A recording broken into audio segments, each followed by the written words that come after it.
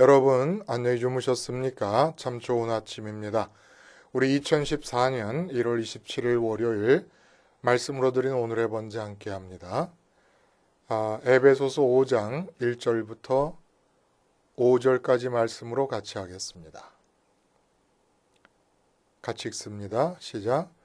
그러므로 사랑을 받는 자녀같이 너희는 하나님을 본받는 자가 되고 그리스도께서 너희를 사랑하신 것 같이 너희도 사랑 가운데서 행하라. 그는 우리를 위하여 자신을 버리사 향기로운 제물과 희생제물로 하나님께 드리셨느니라. 음행과 온갖 더러운 것과 탐욕은 너희 중에서 그 이름조차도 부르지 말라.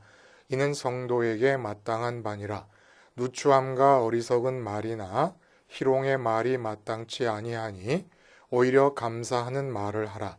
너희도 정녕 이것을 알거니와 음행하는 자나 더러운 자나 탐하는 자 곧 우상 숭배하는 자는 다 그리스도와 하나님의 나라에서 기업을 얻지 못하리니. 오늘 우리가 함께 읽은 말씀 중심으로 하나님 모방은 양날의 검이다 라는 제목의 하나님 말씀 증거합니다. 하나님 모방은 양날의 검이다. 여러분, 하나님을 모방하다가 죽기도 하고 또 살게 되기도 합니다. 이 모방이라는 것이 인간에게 있어서 아주 본성적인 그런 측면이 있는 특성 아닙니까? 우리가 보통 위인을, 스승을, 그리고 부모님, 성공한 사람 본받는다. 이 본받는다라는 말이 오늘 본문에 나오는데 이게 바로 모방한다는 겁니다. 모방. 제가 지금 넥타이를 메고 있지 않습니까? 이 넥타이를 디자인하는 디자이너들에게서 나온 말 중에 제가 기억나는 것은 자연에서 모방을 한다 그래요. 넥타이의 색깔도 그렇고 넥타이에 들어가는 무늬도 그렇고 자연이 영원불멸하는 가장 좋은 넥타이 디자인을 찾아낼 수 있는 텍스트랍니다. 자연을 모방하는 거죠. 심지어는 어떤 분들은 언어나 음악이라고 하는 것도 결국은 자연을 모방하면서부터 원시인의 상태에서 문명인의 상태, 문화인의 상태로 인간이 탈바꿈할 수 있었다. 이렇게 또 얘기하는 분도 있습니다. 그래서 모방은 창조의 어머니다. 이건 우리 실생활에서도 얼마든지 찾아볼 수 있는 예예요. 그러니까 목사님들 같은 경우도 어느 한 목사님을 굉장히 좋아합니다. 굉장히 좋아해서 그분을 계속 따라하다 보면 자기 스타일이 나오는 거예요. 가장 좋은 예가 한경직 목사님과 박조준 목사님의 예일 거예요. 박조준 목사님이 한경직 목사님의 말투를 그대로 따라하셨습니다. 근데 나중에 보니까 박조준 목사님의 고유한 당신의 색깔이 그 설교의 내용이 아니라 설교의 형식에 있어서, 말투에 있어서 당신의 고유한 색깔이 나오는 거예요. 그게 곽성희 목사님이 이렇게 얘기하세요. 설교집을 200권 이상 읽어보지 않은 사람은 설교를 하지 마라. 다 모방에서 창조가 나온다는 말씀을 목사님들이 갖고 있는 특성의, 그 직업적인 특성의, 직업이라니까 이상하네요. 설교를 해야 된다고 하는 사명자로서의 특성에 맞추어서 얘기하다 보면 이런 얘기들이 나오는 거죠. 모방에서 창조가 나오는 겁니다. 일단 내 속에 있는 자질이 있어요. 내 속에 있는 자질이 모방을 통해서 쉽게 이끌려져 밖으로 나오게 되는 거죠. 모방을 하지 않으면 분출할 계기를 찾지를 못합니다. 저 같은 경우는 또 고등학교 때 박조준 목사님을 그렇게 흉내를 냈어요. 혼자서 아무도 없을 때는 문을 다 닫아 걸고 창문 다 여름에도 창문 꼭꼭 닫아 걸고 혼자서 박조준 목사님이 흉내를 그렇게 냈습니다. 지금은 기억도 안 나요. 그분의 말투 같은 게. 근데 하여간 그런 뭐 전혀 지금은 그때 그 박조준 목사님은 멋있었거든요. 그래서 그거를 막 흉내를 내려고 애를 썼는데 지금은 제 설교는 제가 들어봐도 뭣도 없고 아무것도 없는 것 같아요. 아무것도 없는 게 제 특성인 것 같아요. 자, 하여간 창조다, 유행이다, 진보다 하는 이러한 인간 사회에서 나타나는 모든 현상들이 바로 인간의 모방 욕구에 의해서 가능하다. 많은 분들이 동의하는 말씀입니다. 그리고 오늘 본문에 보면 신앙에도 얼마나 모방이 중요한 것인가라는 것을 드러내는 말씀이 있습니다. 1절에 그렇게 말씀하시잖아요. 그러므로 사랑을 받는 자녀같이 너희는 하나님을 본받는 자가 되고 이렇게 얘기를 합니다. 하나님을 본받는 자가 되고 그리고 그리스도께서 너희를 사랑하신 것 같이 너희도 사랑 가운데서 행하라. 자, 사랑을 받는 자녀같이 하나님을 본받는 자가 되고 그리스도처럼 사랑하라. 이 말씀이 굉장히 중요한 말씀이에요. 도대체 우리는 어떻게 하나님을 본받는 자가 될 수 있을까? 하나님은 무소불위의 권세가 있으신 분이십니다. 하나님은 원래부터 영원전부터 무소불능의 힘이 있으신 분이십니다. 그분을 어떻게 모방하겠습니까? 우리에게 무슨 무소불위는커녕 뭐 조그만한 것 내 마음대로 할 수 있는 하겠다고 마음먹은 거를 할 수 있는 그런 권세가 있습니까? 아니면은 소원하는 것을 이룰 수 있는 능력이 있습니까? 아니면 하나님께서 전지하신 것처럼 우리도 지혜가 있습니까? 또 좀 다르게 얘기하면 하나님이 인간 세상에서 본받으라 할 때 주로 되어지는 얘기의 내용처럼 무슨 하나님이 꿈과 비전을 갖고 계시면서 그걸 이루시기 위해서 불철주야 노력하시고 매진하시며 열정적으로 그것에 매달리시고 절망 가운데서도 7전8기의 오뚜기 정신으로 기어코 낙심하지 않으시고 뭐 이루어내시고 이러신 분이십니까? 그래서 그분을 본받으라는 얘기입니까? 아니에요. 우리는 주제넘게 하나님을 본받을 수가 없습니다. 근데 성경은 하나님을 본받았다고 얘기를 합니다. 그 얘기가 어디서 나옵니까?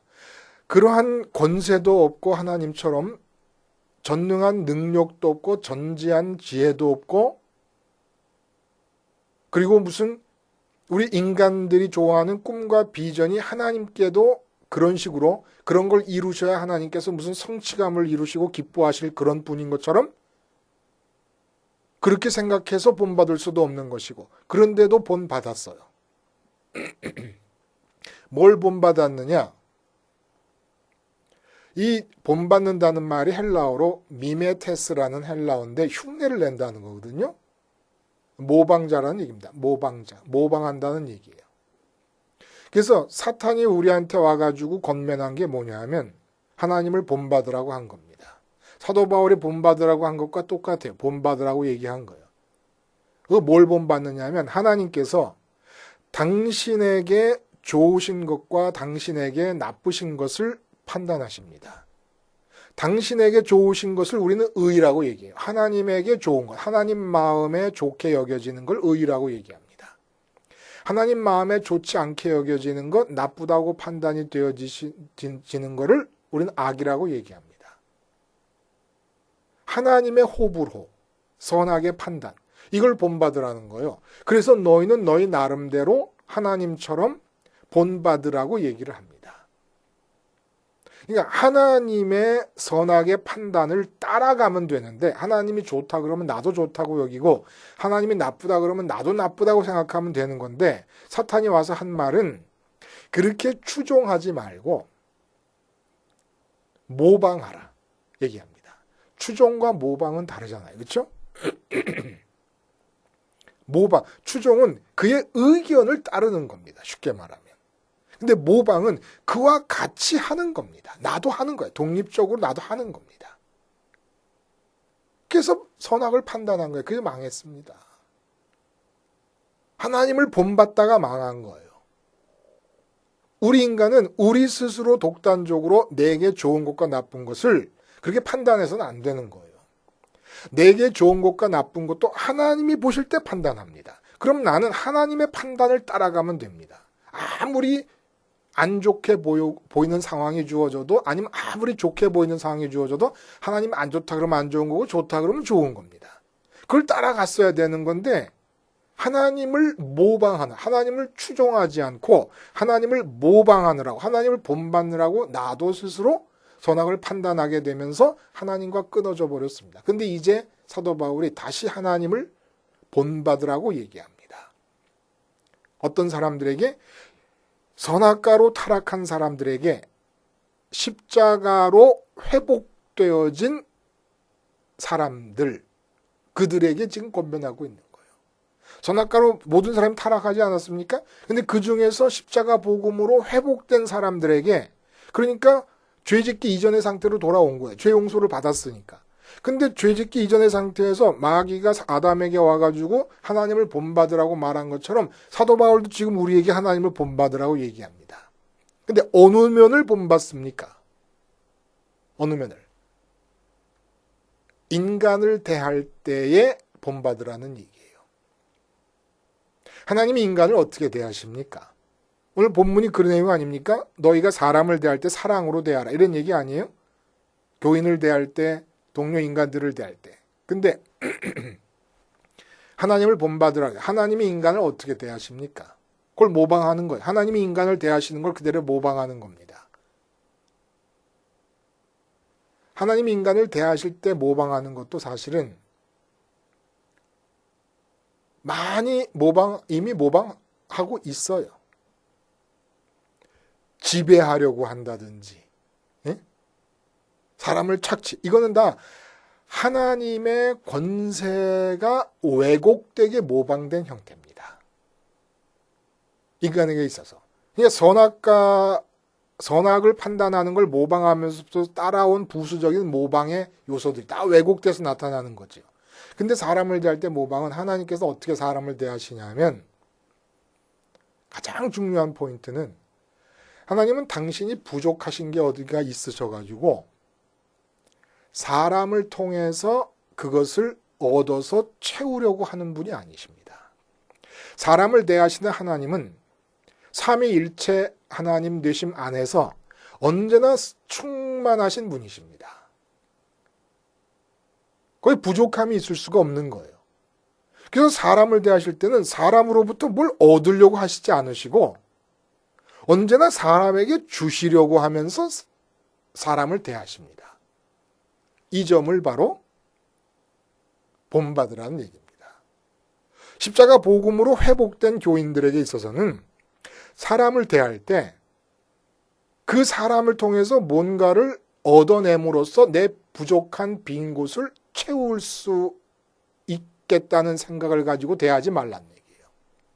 언제나 그 사람의 빈 곳만을 발견하고, 하나님께서 인간을 마음이 빈 것으로 창조하셨다 그러지 않았습니까? 그래서 그 마음의 빈 곳을 채워주시려고 관계하십니다.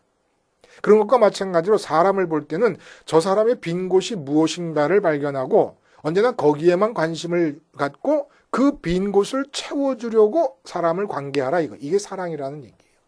그 사람의 빈 곳을 발견하고 채워주려는, 이게 사랑이라는 겁니다. 근데 그게 안 되는 거예요. 이걸 본받으려고 해도 본받아지지를 않습니다. 가장 숭고하고 타산적이 아니라고 생각되어지는 자식에 대한 부모의 사랑도 그 내막을 다 양파 껍질 벗기듯 벗겨놓고 안을 들여다보면 자식을 훌륭하게 키움으로써 나의 빈 곳을 채우려고 하는 겁니다. 내가 이루지 못한 것을 자식을 통해 이루고 싶은 마음도 있고, 자식이 잘 됨으로써 얻게 되는 영예가 있습니다. 부모한테. 또 우리가 하는 희생이다, 구제다, 봉사다 하는 모든 것도 사실은 내 마음이 비어있기 때문에 그것을 통해, 희생을 통해서, 구제를 통해서, 봉사를 통해서 채우려고 하는 겁니다.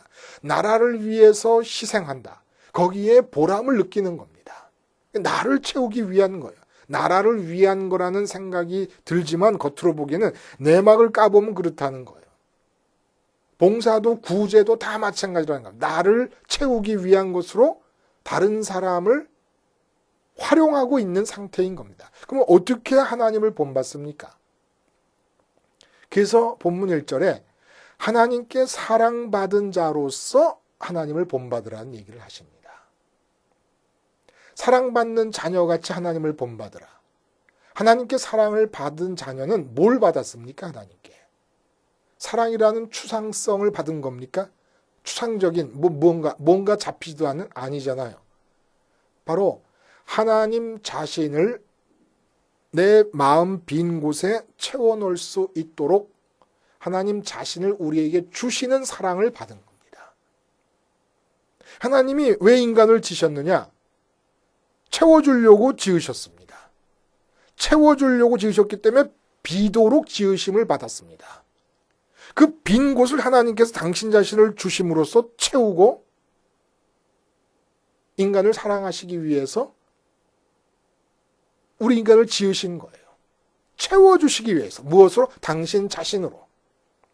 삼위일체 하나님 되심 안에서 서로가 서로를 채워주심으로써 충만하신 것과 마찬가지로 그래서 우리와 같이 하나가 되게 해주시옵소서. 주님의 기도 아닙니까? 그래서 이렇게 하나님으로 배부름의 상태가 된 자라야만 사람을 대할 때 그 사람의 빈 곳을 찾습니다.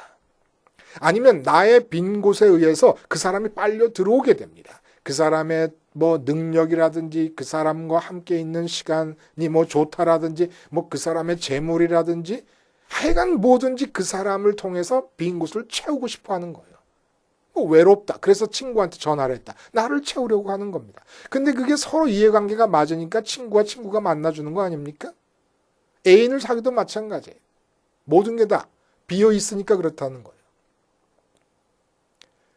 이렇게 내가 마음으로 온전히 하나님으로 참으로써 다른 사람을 대할 때 그 사람의 빈 곳만을 발견하고 그 사람의 빈 곳만이 문제가 되는 그런 상황으로 사람을 관계하는 것.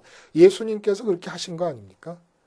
예수님께서 우리를 만나셔서 인간들을 만나셔서 하신 것 중에 인간들을 통해서 당신 자신을 채우려고 하신 게 무엇이 있습니까? 아무것도 없다는 얘기예요.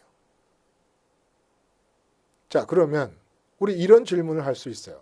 이사야서 43장 21절을 한번 봅니다. 뭐라 그러냐면 이 백성은 내가 나를 위하여 지었나니 나의 찬송을 부르게 하려 함이니라. 요 말을 들어보면 하나님이 우리 인간을 지어 놓으시고는 요구하는 게 있는 거 아닙니까? 인간을 통해서 얻으시려는 게 있는 거예요. 인간으로 하여금 나의 찬송을, 하나님을 찬양하는 찬송을 부르게 하려 함이라. 그 하나님이 백성을 선택하신, 당신의 백성을 선택하시는 이유입니다. 그럼 하나님도 사람에게서 찬송을 들으시면서 기뻐하려 하시는 것이 아니냐? 우리 인간들이 사람들이 나를 인정해주는 인기라든지 인정해주는 명예라든지 이런 것에 대한 욕구가 있는 것과 마찬가지로 하나님에게도 바로 우리 인간들이 당신을 그렇게 찬송함을 통해서 채우시려고 하는 뭔가 빈 곳이 있는 것 아니냐. 우리 이렇게 생각할 수가 있습니다. 근데 완전히 오해예요. 여기서 나의 찬송이라 할 때 이 찬송이라는 것은 나의 찬송이라는 이 말은 무슨 말씀이냐. 하나님이 당신 자신을 우리에게 주셨을 때 우리 빈 마음을 하나님이 가득히 들어오십니다. 우리 빈 마음을 하나님이 가득히 들어오신다는 얘기는 늘 말씀드리지만 내 손에 쥐어진 현찰만큼이나 하나님의 현실로 느껴진다는 거예요. 이게 성령의 역사를 통해 가능하죠. 또 성령의 역사는 십자가에서 주님과 연합하는 자에게 주어지지요. 그렇게 주어진 성령님께서 우리로 하여금 돈에 쥐어진 현찰처럼 하나님이 마음에 느껴지게 하면서 그것도 가득 느껴지게 하십니다. 이럴 때 하나님이 내 마음에 가득히 들어오셔서 내 마음이 만족하게 될 때 저절로 뭐가 나오느냐 하면 탄성이 나옵니다. 이 탄성이 노래인 거예요. 그러니까 하나님이 나의 찬송을 부르게 하기 위해서 백성을 지으셨다는 얘기는 무슨 얘기냐면 당신 자신을 주신 다음에 당신 자신을 내 기업으로 내 몫으로 받은 인간이 너무 좋아가지고 펄펄 뛰는 모습을 보고 싶어 하시기를 원하시는 것이고, 그 말은 다시 말하면 당신 자신을 가짐으로써 인간들이 기뻐하는, 아들 하나님을 마음 안에 가득히 들이심으로써 기뻐하시고 아버지 하나님을 마음 안에 가득히 들이심으로써 기뻐하시는 그 하나님 삼위일체되심 안에서 누리는 그 기쁨을 인간도 같이 누릴 수 있게 하시기 위해서 지으셨다는 얘기예요. 그래서 이 찬송이라는 것은 하나님이 가득 찼을 때 느끼는 만족과 기쁨에서 나오는 탄성인 겁니다. 저는 이 강릉 해변가에서 바라보는 바다, 특히 어떨 때 이 솔나무 밭이 있고 바다가 있습니다. 그래서 솔나무 그 나무 이 줄기 사이로 보이는 바다, 볼 때마다 탄성을 내뱉습니다. 하얀 눈꽃으로 덮인 대관령, 아름답잖아요. 탄성이 나오지 않습니까? 이 탄성이 노래라는 거예요. 하나님이 우리 안에 들어오셨을 때 동해 바다를 보면서 하얀 파도와 파란 그 물을 보면서 이야 하는 탄성이 나와. 하얗게 반짝거리는 이 눈꽃이 대관령을 다 덮어서 대관령 능선이 보이는 탄성이 나옵니다. 하물며 하나님이 우리 마음에 찾을 때 탄성이 나오는 거예요. 이게 사랑이라는 겁니다. 이 탄성이 우리의 생활 현장으로 나와서 생활 현장 속에 들어갔을 때 어떻게 변합니까? 그게 감사의 말로 변해요. 오늘 본문에 무슨 농락하는 말, 희롱하는 말 이런 거 하지 말고 감사의 말을 하라 그러지 않습니까?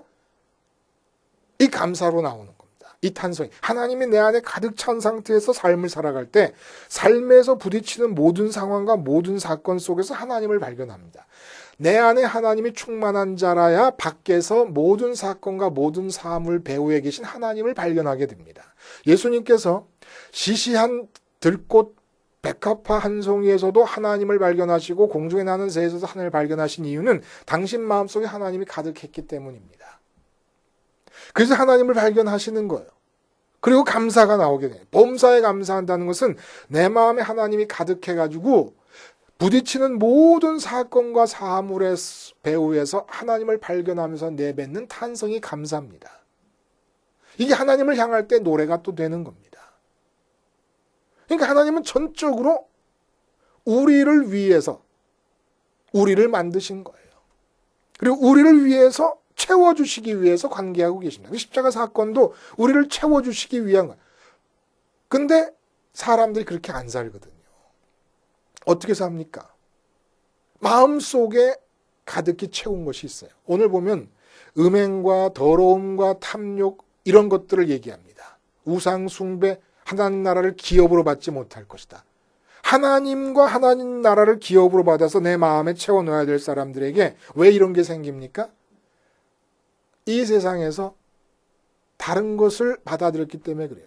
근데 에베소 교인들에게 이 말씀을 하시는 것은 아데미 여신을 우상 숭배하는 것을 염두에 두고 있는 겁니다. 사도행전에 보면 에베소 전체가 아데미 여신 숭배로 편만한 상태였습니다.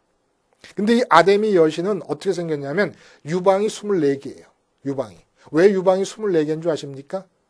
풍요와 다산을 상징하는, 한 번에 아기를 낳으면 24명 낳아라 이거예요. 그런 것처럼 풍요와 다산을 바라는 마음이 아데미 여신을 만들어 놓고 집집마다 아데미 여신의 조그마한 피규어, 미니 여신상을 다 갖고 있었던 겁니다. 그거 은장색 더메드리오입니까? 사도행전 19장에 그 더메드리오가 사도 바울 때문에 그거에 지장이 있으니까 사도 바울을 모함해가지고 온 시내가 요동을 했다 그래요. 온 시내가. 그러니까 에베소가 이 아데미 여신의 중심지였거든요. 결국 마음에 하나님이 아니라 돈이 들어온 겁니다. 마음에 돈이 들어왔을 때 아데미 여신으로 나타나고 아데미 여신 숭배에서 음행이 자행되었습니다. 더러움과 역겨움이 자행된 것이에요. 이 아데미 여신의 축제가 5월에 있는데 그 의 문란함이 말도 못한 겁니다. 그러니까 그러한 상태의 삶을 아예 이제는 쳐다보지도 말고 말도 꺼내지 말라 하는 얘기입니다. 그리고 이 세상에서 핵심은 이 세상에서 무엇인가 내 마음에 만족할 거를 찾아 헤매는 그러한 삶을 끝내지 않으면, 그래서 뭔가를 마음속에 집어넣고 나면 반드시 음행과 더러움과 탐욕의 이방의 이 종교의 우상 숭배로 빠져버리고 말 것이다라는 걸 경계해 주는 겁니다. 단절하고 하나님을 본받는 자가 되어라. 그래서 신령한 노래, 찬미로 하나님을 찬양하면서 삶 속에 들어가면 그저 감사만 하면서 살 수 있는 자들이 되어라라는 말씀을 해주고 계시는 겁니다. 하나님 모방은 양날의 검입니다. 선악 판단하시는 걸 모방했다간 우리가 죽습니다. 우리 삶이 죽어버리고 우리의 생명이 끊어져 버립니다. 그러나 하나님께서 인간을 대하실 때 아무것도 인간에게 요구하지 않으시고 인간을 채워주시기만을 위해서 관계하시는 것처럼 그렇게 하나님을 본받기 위해 십자가를 붙잡을 때 하나님이 내 기업이 되게 해주시고 생명이 풍성한 그러한 삶이 우리에게 주어질 것임을 약속해주고 있는 것입니다. 기도하시겠습니다. 하나님 아버지, 하나님을 본받는 자 되어 하나님을 모방하되 양날의 검인 것을 알고 나를 해치는 모방을 하는 대신에 나의 삶이 풍성해질 수 있는 하나님 모방을 날마다 반복해서 할 수 있도록 우리의 심령을 붙잡아 주시옵소서. 예수님의 이름으로 기도하옵나이다. 아멘.